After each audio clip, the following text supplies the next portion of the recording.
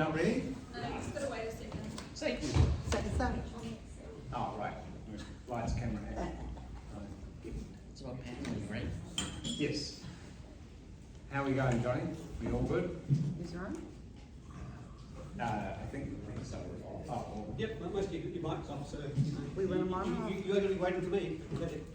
We were. right. Are we gonna do? Yeah, you want to get closer? Yes. Yes.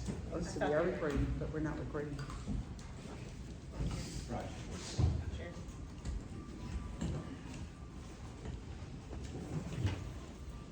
Oh, so before they start recording, hey all, anybody who's here who wants to go get something to eat afterwards and gossip about the conference and all that kind of stuff, we are probably as a group going to go to the Magic Place, which is where we went on Friday night. It opens at 4:30, so you will have to mingle here a little bit and then walk over, and I think that's the best place we can find the place. But Richard's in charge, and Simon. Right there, Simon and Richard, so if you guys hate this idea, then it's their fault. But if you like the idea, it was mine. Okay, just, we'll confirm in a minute. Okay, so this is our last session. So this is going to be a panel, but before we get to that, there's a whole bunch of books. The City Possessed book that Lindley has kindly donated to the New Zealand Skeptics. We have, I think, 8 copies. Was that how many fingers you held up? 8 was, well, 8, right. So we have 8 copies. There is some interest. What we're going to do is going to hand around a piece of paper. If you're interested in purchasing a copy, the price is $60 each. Now, this is a really good price because apparently the soft copy, the paperback when it was in print was about that price, and these are rare hardcover copies and will be signed by Lindley. Yes. If Lily's still around and available and happy Yes. to do it. Yeah, oh, excellent. Yes. Yes. So, and the proceeds are going to the New Zealand Skeptics, and we thank Lindley for donating the books. It's really kind.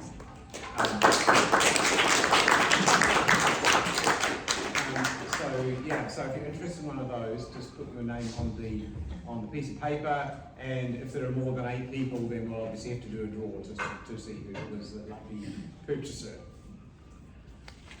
Right, so our final session is a panel, and I have these 3 learned people here, David, Melanie and Susan, and we are basically just going to talk about, or they are going to talk about, and I'm going to moderate, on the question of, based upon the lessons we've learned during the pandemic, what do we need to change about how we communicate science and skepticism and so on? Can I start? Is this on? This is on. Okay. I just want to say really quickly that Craig sent us this question a day or so, yesterday, right?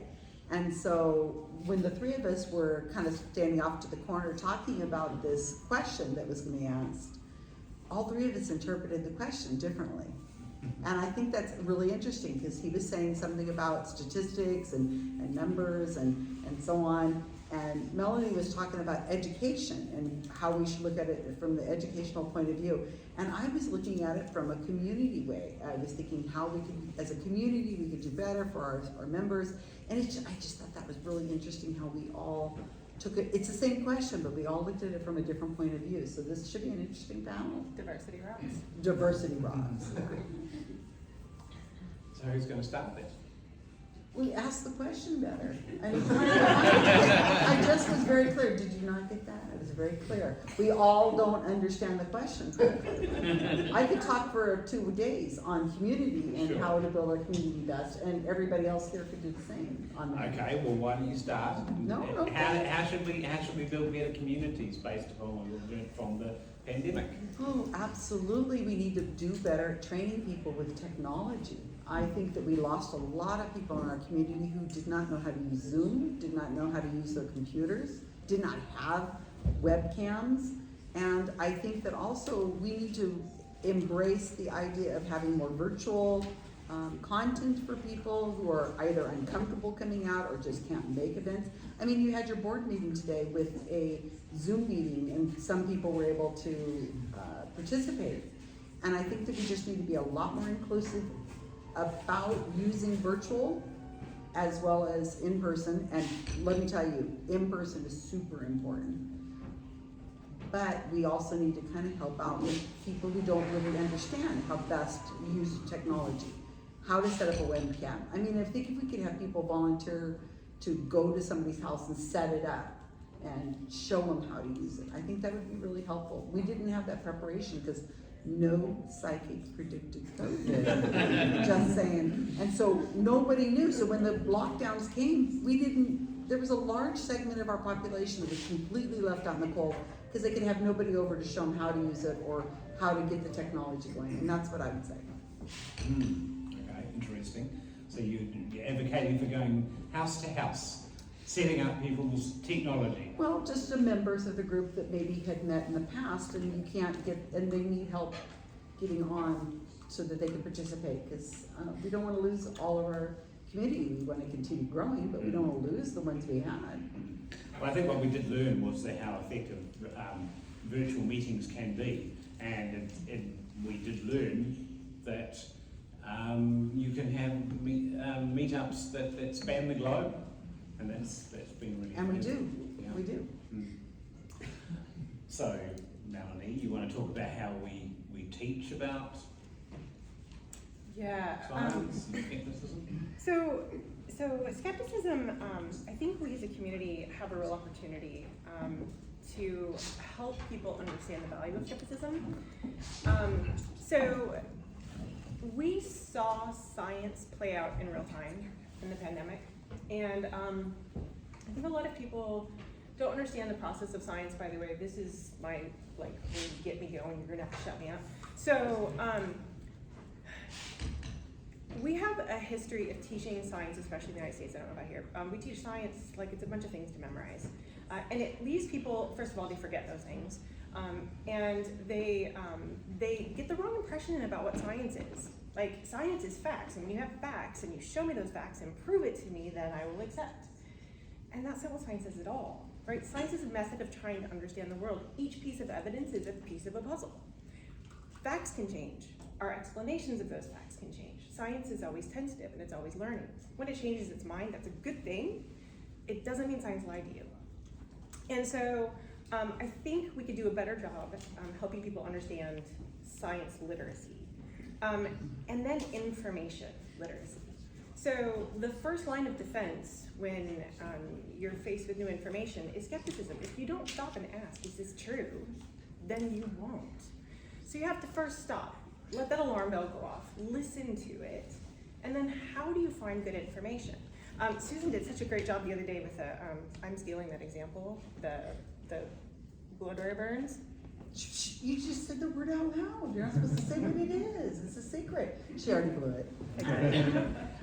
I'm totally going Nobody to use listen to it. this. Because if I were to share that with my students, what I would do is, okay, this is the claim. Someone shows this to you. What is this, right? Mm-hmm. And then first, be skeptical. Wait, does that make sense? Does this make sense? yeah, like the aliens and the whatever. She's blowing it. She's talking about the aliens again. So that lesson, just to be clear, because it bothered me last night, is that I want to make sure it was clear, is it was not about hair dryers and UFOs. I could have used any example. In fact, I have 2 other workshops. One's on luck and one's on the Mandela effect.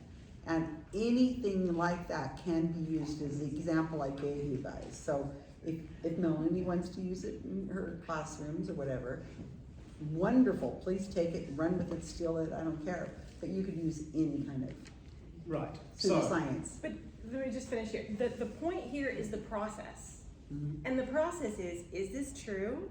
Check. Wait, ask myself, is this true? And then check. How do you check? So I teach my students, it's called lateral reading. And what you do is you just literally open a new tab and you put in the claim and you put in fact check. Or if it's a source, you don't know the source. So Children's Health Defense, is that what it was? Mm-hmm. So I do that one too, Children's Health Defense, reliable. What do other reliable sources say about it? Has this claim been fact checked? And when I did that, the very first thing that popped up was McWest's article in Skeptical Inquirer that it's a blow dryer burn. So the point here is like there are lots of opportunities, I think, for us as skeptics to engage with the public and teach them these skills and empower them with these skills. Cool.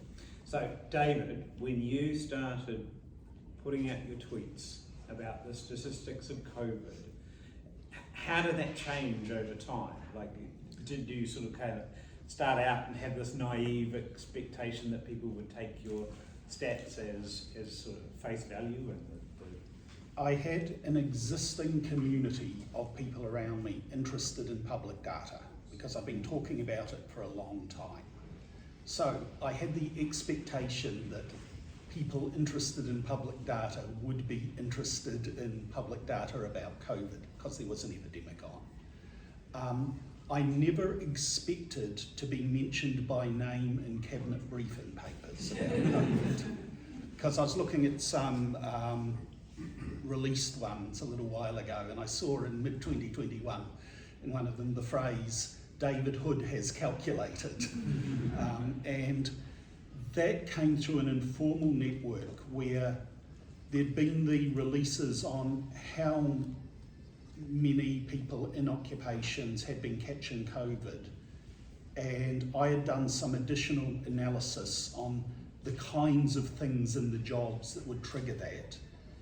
And that had flowed through my informal networks to journalists at Radio New Zealand, who had then written that up in a story, coming back to me for some of the details. And that news story about how teachers were the #1 occupational group for catching COVID is what made it into the cabinet briefings of the day. So it was those informal networks that unequivocally meant that I would, what I was saying was being read. And while I might have informally known that cabinet ministers and members of parliament were following what I was putting out on Twitter, because I'd see them liking and retweeting things, I was having no contact there. So yeah, there was no expectation on my part about what was going out. But I'd just like to add that, should be to no one's surprise, I'm Lindley Hood's son from yesterday, and I think it's fair to say that it's reasonable to say it's better to do something whether you know it's going to be successful or not than not do something because you don't know if it's the most effective thing. Right. So one thing that occurs to me so you mentioned that you already were posting stuff on Twitter about statistics and you had a bunch of people who were sort of following you, but then you became more interesting to the rest of the people on Twitter when they saw that you were posting stuff about COVID. Do you think that the way you were presenting data actually changed once you had that sort of bigger audience and you could see that there were sort of more lay people that weren't perhaps versed in statistics who were looking at your posts? From the outset, I've always tried to make it clear that I'm refining what I'm doing. I'm not putting out stuff in a finished fashion. And I am, wanting, the whole reason for putting stuff out on social media is so that I can get feedback about it and trying to build a community that will give me constructive feedback. So yes, I got people saying, I don't get this. And that meant that I had to reflect about what is the best way of presenting that? How can I refine those ideas? Yes. Yeah, so I guess, I think one of the things about the pandemic is that one of the expressions that was used here was that we're building the plane as it was flying. And that is something that we're illustrating to the public, I guess, that we're actually doing science. And that is a way of doing science. That science is messy, doesn't have all the answers. So do you think you would sort of use that kind of example to bring into your teaching of your students about how science works? You mean the pandemic? Mm. Indeed, their final exam, which is in a couple of weeks, is all pandemic. Yep, Right. it's analyzing claims through the pandemic, and it's changed over time as the evidence has changed. But there was in the vacuum of the lack of certainty. I mean, we like certainty, right? And then in the lack of, we know exactly what's happening, and here's what we need to do. The vacuum gets filled with, it gets polluted. And then people get really confused, and then they don't know who to trust, and then they just retreat to sources that tell them what they want to hear, that give them certainty, right? They want those answers. And you know what? You can cure your COVID if you just drink this bleach solution, you know? And that was a real thing, right? So, yeah, and I think... No, I think the bleach had to be injected. There was a doctor in the United States, no, not a doctor, I'm sorry. He was a preacher, a church in Florida, and he was selling miracle mineral solution that would basically cure everything, and it was bleach. But yes, of course, you could inject it as well. That was just as effective. But trust, I think, is an important component of this, right? I don't know how, but we need to rebuild trust in the communities that we've lost along the way. Right, so Susan, how do we do that? Well, I think that just building trust, getting rid of the stigma of the, the mad scientist idea, the cartoons that have all the mad scientists. I think, I like that kind of stuff, it's fun, but if we could have more cool scientists and teachers like Melanie here, I think that helps a lot. And by having strong Wikipedia pages for these people that are correctly written and they're factual, not gossipy or anything, but make them not dry. I don't want them to look like a CV or resume. I want them to look like they were anybody else, somebody else's, that a person who wants to go into science or science communication could look at it and say, oh my gosh, this person went to the same high school I went to, or whatever you guys, secondary schools you call it over here. And oh, they're dyslexic just like I am. And oh, their parents are not, academics. And I want people to, we hope when we reflect the Wikipedia pages that we write, that we try to tell the story of the real person without it, like I say, having any kind of gossip in it, but we want them to look like another person following their tracks. This is a career path that other people could have. You could come from a small community, you could come from not a very affluent upbringing, and you could still achieve some of the things that they're heroes now. And I personally, I'm not into sports, and I understand some people are, but I really respect those virologists and the things like that. That is superstars to me.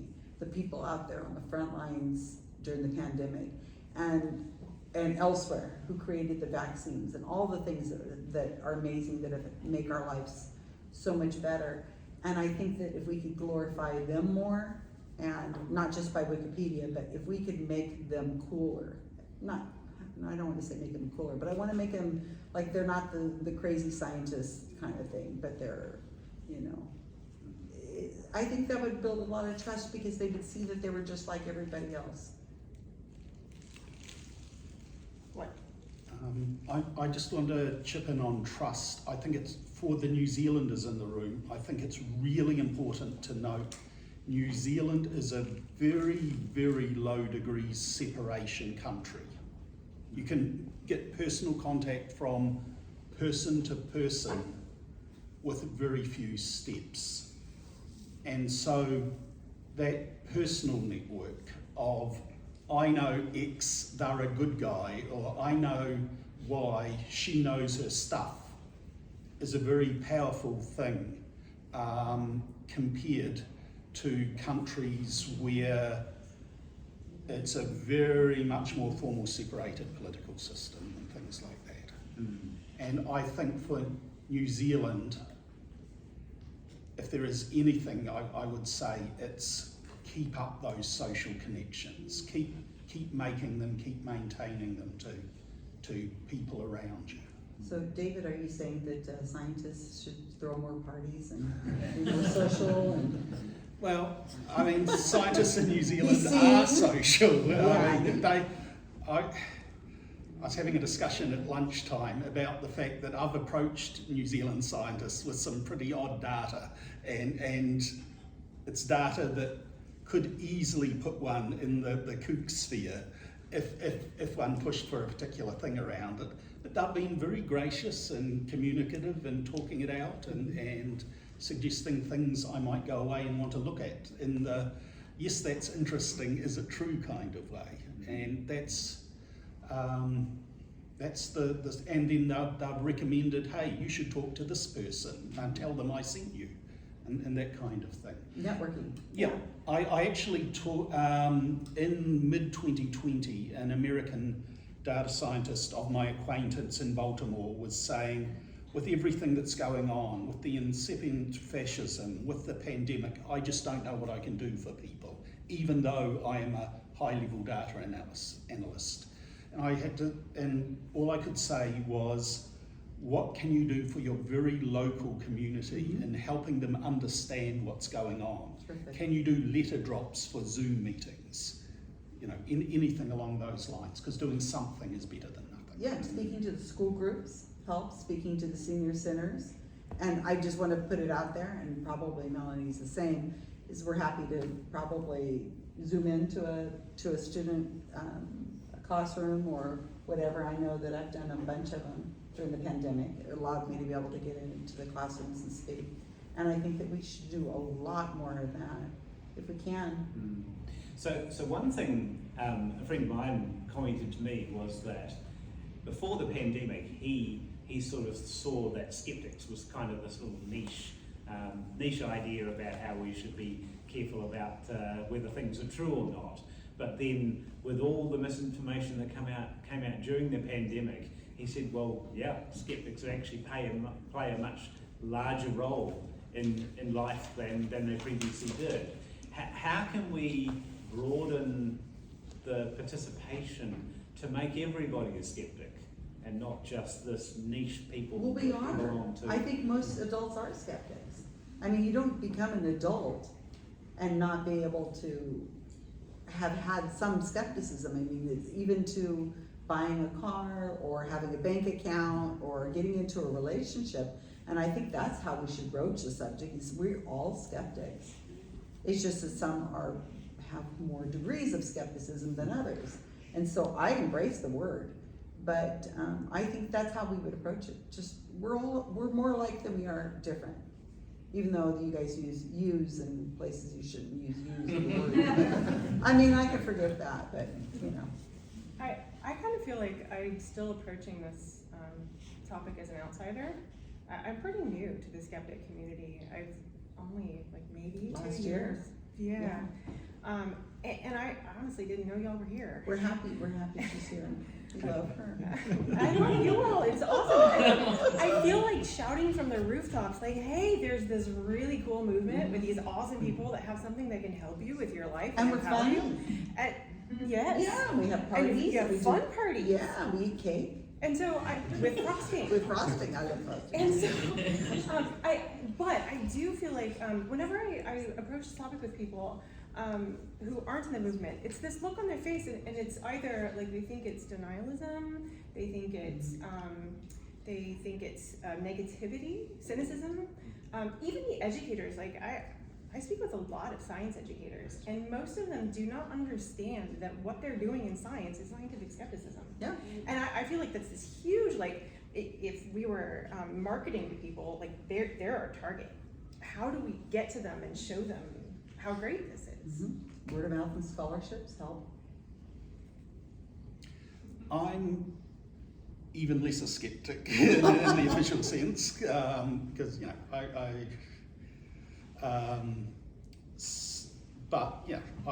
see myself as having compatible attitudes to, I'm interested in this question and it bugs me that I don't have the answer to it, so I'm going to spend time figuring it out and want to share that result.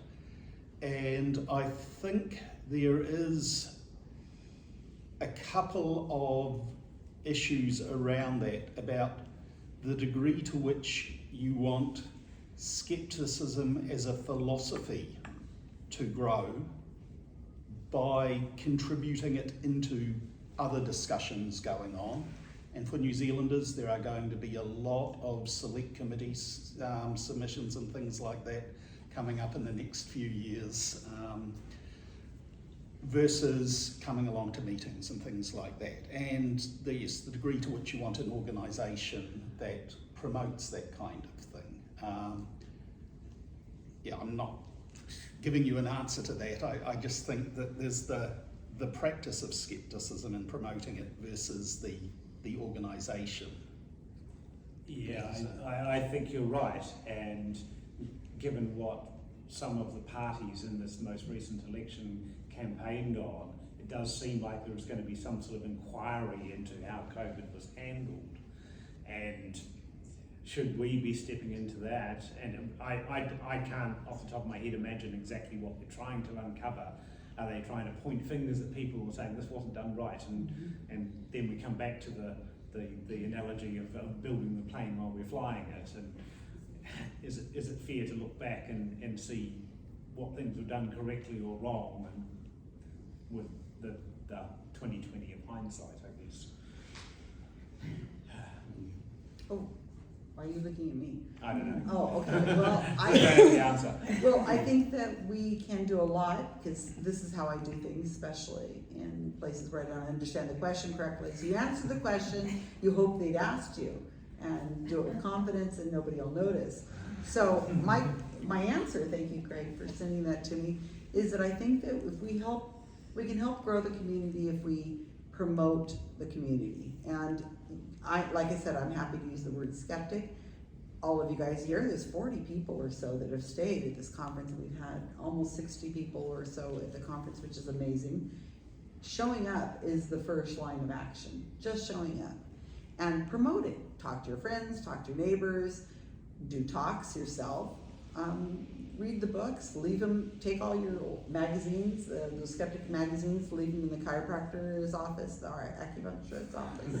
You know, just keep promoting. You never know where you're going to get the person coming in saying, oh my gosh, I had never heard of this before. And I found Skeptical Inquirer magazine years ago, and I've told the story before, where you open it up and you say, oh my gosh, people believe this, you gotta be kidding. And then you go to the next story and you go, wow, that's not a thing? I thought that was real, you know? And so we have to try it from all angles. There's people who are into Bigfoot and crystals and UFOs and Hollow Earth, and then there's other people who are into the quackery kind of angle, and then the manipulation of numbers bothers other people. I think everybody needs to find a niche that they find interesting, learn about it. Like the book that Lindley wrote with on Christchurch, the one thing that becomes your expertise. And we can't all be experts on everything, so pick something. And thank you for that question that I answered, even though I have no idea what it is that you asked me. I hope it helps. One thing we saw during the pandemic was the proliferation of woo stuff, pseudoscience, alternative medicine around prevention or cure of COVID. What can we learn from that? What's that? Honestly, I keep going back to one of the things I actually wanted to, I'm curious, and I would love to hear your answers for it, we probably don't have time now. What your definition of skepticism is? Like, if your friends and family asked you about skepticism, what would you say? You will get 40 different answers. Yeah. Consumer protection is the one I've heard that's the best, I think, is we're science activists, or consumer protection. Like if I'm in an elevator with people and they see my name tag and they go, you're at a what? A what? A Skeptics, what's that? And then it just depends on, I think it's a great word because I use it to, I can explain better. You say, well, we're all skeptics, you know, and we're just, some people are more skeptical of some things than the others, and that's how I use it. Now, I will usually go to consumer protection or science activists. If you're willing to flood my Twitter account or Facebook account with answers, I'm really curious to know what it is that you would all say and have a really good conversation about this. I mean, I personally, I like David Hume, a wise man who proportions his beliefs to the evidence. To me, that's just the essence of what skepticism is. But back to your question, like what can we learn about that? You know, I teach critical thinking, and knowing how to think critically is really important, but you have to want to do it. Like having the skill is not sufficient. You have to be motivated. And so I always use motivation of what's the harm. what is the harm of not being skeptical Mhm. and not thinking critically? And sometimes it's, taking bleach, that's right, or it's not vaccinating, or it's giving a charlatan a bunch of money. Like, Yeah. I'm too cheap to waste my money on things that aren't valuable, right? And so there are lots of potential, not voting for science-based issues like climate change, like societal issues that people are fooled about. So if you don't want to be fooled, then you need to be skeptical and learn how to think critically and be able to apply it, not just the claims that you hear, but the beliefs that you may not have yet critically examined. I think it's important to watch other people's backs too. Oh, can you say more? Well, just that we need to have each other's backs because we're all at a vulnerable time in our lives at some point. I deal with the psychic mediums, and some people would never have fallen for a psychic medium or a romance scam or a multi-level marketing scam. But at a moment, we had a talk today about the woman who joined the Hare Krishnas at a time she was vulnerable. And so we all have moments in our lives where we're going to be vulnerable, and we have to watch out for each other. So we have to have good relationships with each other. And that's why I think, again, conferences, meeting people in person and going and breaking bread. We're going to have some pizza, I hope, later. My stomach's growling. But I mean, that kind of thing where we meet each other and we make connections. And I think we have to watch their backs because they got to watch our backs. I'll also add, New Zealand did not have a woo problem in 2020. In 2020, we had an empirically obvious scientific success. Yes. There was a parliamentary protest against lockdown at the end of the first lockdown. You probably don't remember that it had huge numbers of supposedly real people from Facebook saying, yes, I will be there. And in the end, 2 people showed up.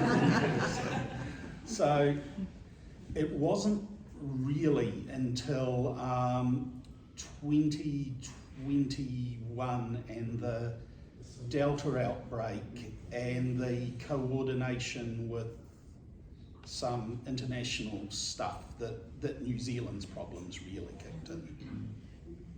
Yeah, I think people got sick of it all quite quickly, and we all rallied together back in 2020 when we had that first lockdown, because we were all very fearful and nobody knew how bad the dangers were, and we all wanted to do our best. But yeah, it's interesting how quickly that sort of wore out. The United States has a habit, for good or for bad, for exporting our culture. Bird of the year.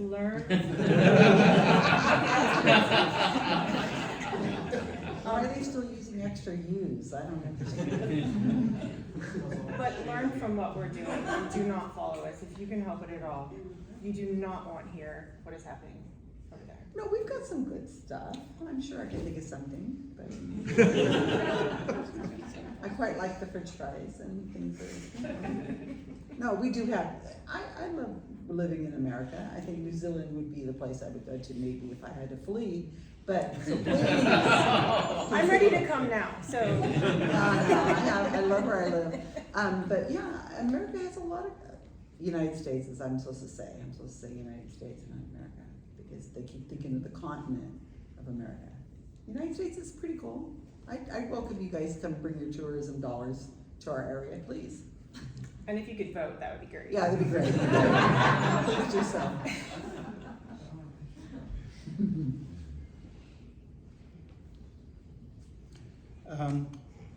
Just with the woo thing and the pushback against it, I think from my unique experience, it's been that cooperation of people, a rolling maul of people getting involved and just helping out as they could when they could. I was rather struck by the beer and bullshit example from this morning as the same kind of idea. It's just at whatever level you can act.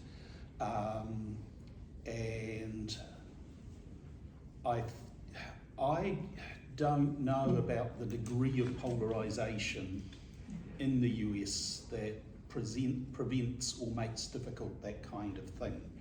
But as I said, I think at the moment that's one of my number one things, is preserving the ability to do that here.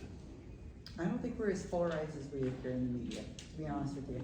I mean, during the pandemic, my neighbors and I, we got way close. We were really looking out for each other, getting meals for each other, picking up things, and I think, I tend to be a bit of a Pollyanna, but I'm very optimistic about what's happening in the world. I think things are gonna get better, but then, you know, I have that kind of nature. Yeah. It's very local, obviously in the States. I mean, I'm in Massachusetts, and you know, we actually did a pretty good job. Friends and family in Iowa and Nebraska, there was no pandemic. You know what I mean? No pandemic. They just, Georgia, like, just acted like life was always as it was. And I think the polarization more on the national level, I mean, it's obviously in the media. Well, it sells, it gets clicks. Yeah, so they're pushing the narrative. I don't think it's quite that bad. So that comment you made about there was no pandemic in Nebraska and Iowa, do you think they saw worse outcomes because they acted as though they were? We know they did. Yeah, Yep. Right. But have they learned from that? No, they're Or in is it denial just- about it. Right. Yeah, they found like the aliens did not come for them, and they found justifications. I mean, one thing with New Zealand's response is the degree that we changed everything we did in a short space and time in 2020. Teaching from home, learning from home, getting computers out to people so that they could do all of that kind of thing. And for a response where the world, or at least where a country needs to change how it does everything, that raises the follow-up question for how, if you want things to be different in the world, how are you prepared to change what you are doing to achieve that? How many people more are you prepared to talk to in a friendly fashion? I really like your message. Like, you've been very consistent this whole panel discussion about, like, just do something. Whatever it is that you can do, do it. And I respect. It's great. I may be weirdly biased in that because I've done stuff and people have paid attention.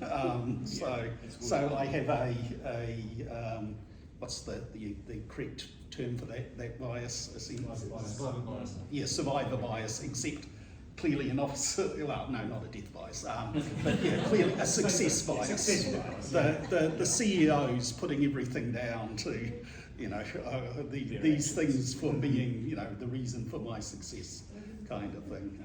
But Yeah.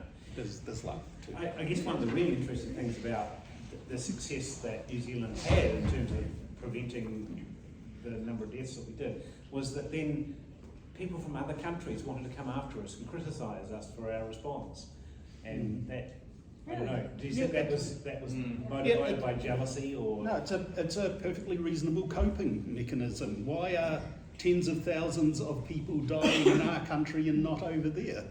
And there's something is wrong with that as a concept for the world.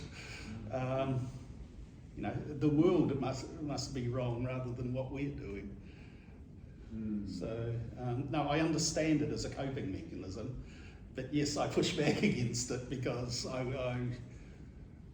because what we did worked. I would rather we learnt from the countries which also did things well, rather than forgot the lessons to blend in with everyone else. And that's perhaps a danger at the moment with present circumstances. I guess one of the big things that you could learn from the way data was presented was that you cannot make comparisons from one country to another because the conditions, like people would say comparing our response to Sweden, and as you pointed out this morning in your talk, that the conditions in Sweden are very much different. There's different sort of levels of income and the way people live and healthcare and so on. That You can, but it needs important context that so often gets dropped. It's the nuance in those kind of discussions. And really I am learning about something. I'm learning about something to understand the operation of viruses in a social environment better. Versus we're creating league tables so we can feel better about ourselves, and if we use the right measurement, we can improve our standing in the league table. Can I add just something really quick? I think that we need to remember how important our community and what our message is, because all along we were, before the pandemic, we were, people were flat earthers and whatever, and we would make fun of them. We'd say how silly they are, and the anti-vaxxers. I can't believe we've allowed this message of anti-vaxxers to proliferate. The people we wrote Wikipedia pages for, anti-vaxxers, years ago. I mean, they were in this business for 20 years ago. They're back. They came back. And same with the psychics and same with this other stuff. We've allowed it to just, I don't know if we all just kind of collectively, and I don't mean actually you guys, but science and skepticism together, we kind of said, oh, nobody takes those people seriously. Just let them be, whatever, they're weird.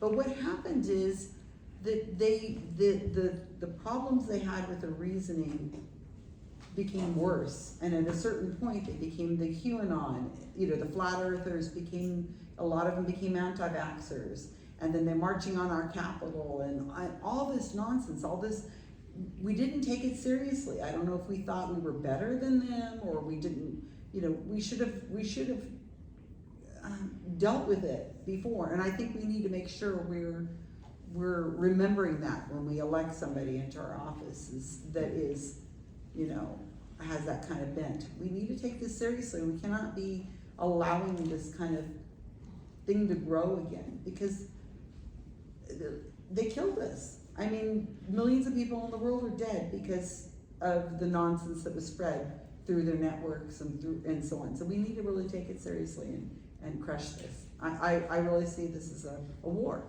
not just a battle. I think we're just barely at the beginning. I really do think it's a war on misinformation. We need to win it. And the only way we're gonna win this is if we're all in it together and we use the resources we have together, because there's so much more money out there and so many more people out there with more power than us. Certainly when I look at what is likely to be coming up in the next 3 years, I do feel a great sense of weariness. That's the tightness form of the word. But that's not going to stop me acting, and I know that there are lots of non-skeptics out there who will also be acting. And this is the thing, is yes, you can say as a skeptic, I am standing against this is my argument, but you aren't going to be alone. And let those alliances, let those people who agree with your position be there to agree with you. And I would just add, we can all fall for misinformation. We all have areas. I'm trying always to find, I see what other people believe and I think, oh my God, how can they believe that? And then I think, well, what do I believe that's equally as implausible? I honestly don't know the answer to that, and that's why we need each other to help point out our own blind spots and biases. And so as a community, it's really our strength to allow each other to question, and importantly to be kind in the process, right? And have empathy. Somebody has fallen for something, you're a victim of something. So yeah, make the connection and be kind. Yeah, I think that is important too, that somebody who's fallen for something shouldn't exclude them from participating and being a skeptic. And that you're right, there's probably things that all of us believe that aren't true and we should be more skeptical about, but that doesn't mean that should exclude us from the community of being a skeptic and being able to do good work. Well, it's 4 o'clock, so I think we're pretty much out of time. Thank you all for your You can reach out to us on participation. Facebook or wherever. I'm happy to have anybody bring me or whatever. Yes, please, same here, and thank you so much for allowing Yeah, me. thanks for This has been allowing us to come to amazing. New Zealand. This is just, thank you so much. Let me come back, please.